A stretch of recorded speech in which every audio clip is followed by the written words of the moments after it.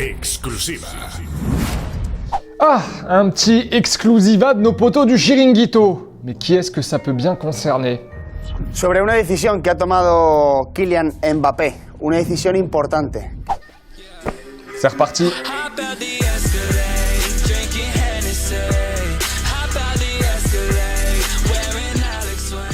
Et bienvenue dans la quotidienne. Bon, ce n'est jamais fini, non, ça ne s'arrêtera pas. Amis supporters du PSG, personne n'est à l'abri. Mais alors, quelle est cette fameuse décision prise par Kylian Mbappé selon nos potos du Chiringuito?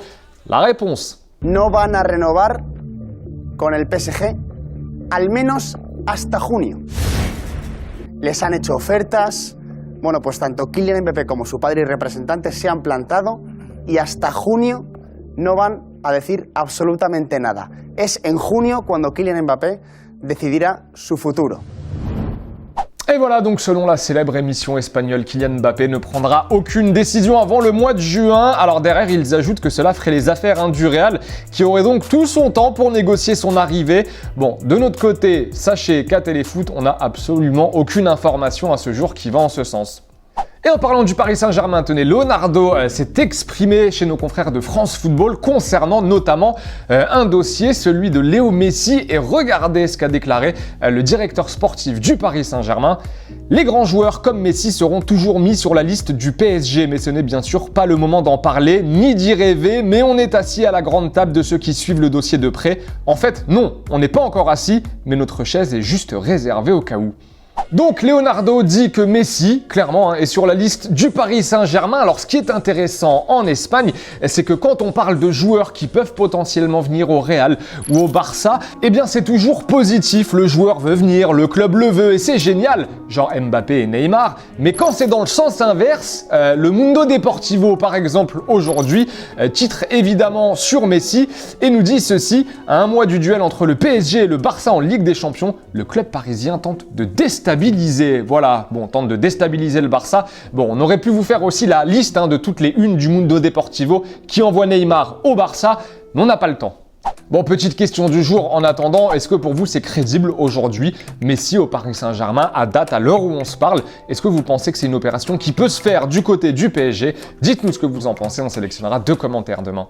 Et en parlant de presse espagnole, aujourd'hui toujours Marca, cette fois-ci du côté du Real, nous annonce que le Real justement a trouvé un accord avec David Alaba, le défenseur du Bayern. On nous dit même qu'il va signer pour 4 ans, une information démentie par le père du joueur qui a affirmé aux médias allemands Bild que son fils ne s'était mis d'accord avec absolument personne et que de nombreux clubs étaient intéressés et qu'Alaba prendrait une décision l'été prochain.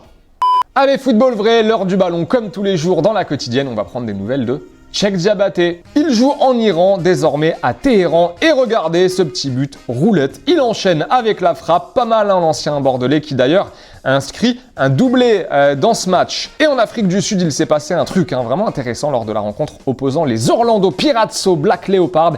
Et regardez, ce joueur des Pirates a 2 doigts de marquer un but contre son camp sur ce centre. Alors déjà, on se demande s'il n'a pas voulu la mettre au fond parce que sérieusement, sa tête, elle est un peu étrange. Le ballon sort donc en corner. Le corner est tiré et ce même joueur, cette fois-ci, il y arrive à le mettre son but contre son camp. Voilà, un super geste d'attaquant, franchement. Bon, tu dis qu'il y a une petite mallette qui l'attend dans le vestiaire ou alors faut nous expliquer parce que vraiment là, c'est bizarre.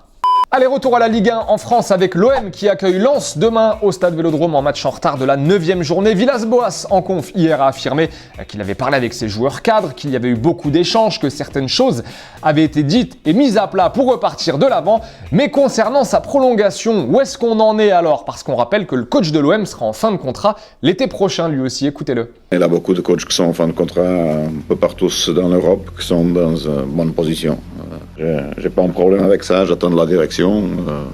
Sinon, si on arrive à la fin, on arrive à la fin. Je suis à 100% mis dans ce projet jusqu'à juin. Ok, d'accord, mais lui, on lui a aussi posé la question du coup. Est-ce qu'il a envie de rester? Est-ce qu'il souhaite poursuivre l'aventure à l'OM?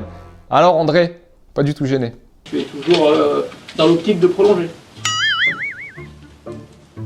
Je ne sais pas.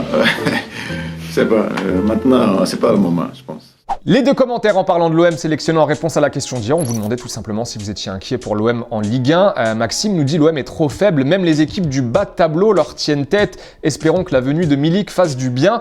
Pierre Isaac, en tant que supporter de l'OM, je suis anéanti devant cette équipe, mais je pense qu'ils vont quand même sortir la tête de l'eau. Ils n'ont pas un mauvais effectif malgré un groupe en perdition. Et rapidement, tenez, hier en Serie A, Milan a repris les commandes du championnat en battant Cagliari 2-0 avec un doublé de Zlatan, normal, rien de surprenant, 39 ans. Et depuis 1999, il a marqué à chaque saison en professionnel. Ça fait 22 ans qu'il claque des buts chaque saison. Bon, là aussi, rien de surprenant venant de Zlatan. Et avant de nous dire au revoir, tenez, on l'a appris hier, la disparition de l'acteur Jean-Pierre Bacry à l'âge de 69 ans, figure du cinéma français, mais aussi passionné de sport, notamment de foot. Et en guise d'hommage, ce soir, TMC diffuse Didier, la comédie autour du foot, justement, avec Jean-Pierre Bacry et Alain Chabat. On vous le conseille, c'est ce soir à partir de 21h15 sur TMC. En attendant, nous, on se quitte en images et en musique. Et on se retrouve demain, les amis. Salut! Should leave him on his left, he goes back to the right instead and curls it in off the post. Craig Noon, what an equaliser for Melbourne City.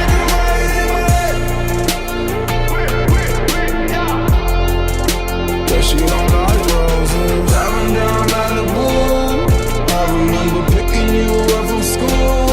We were just teens, everything was cool.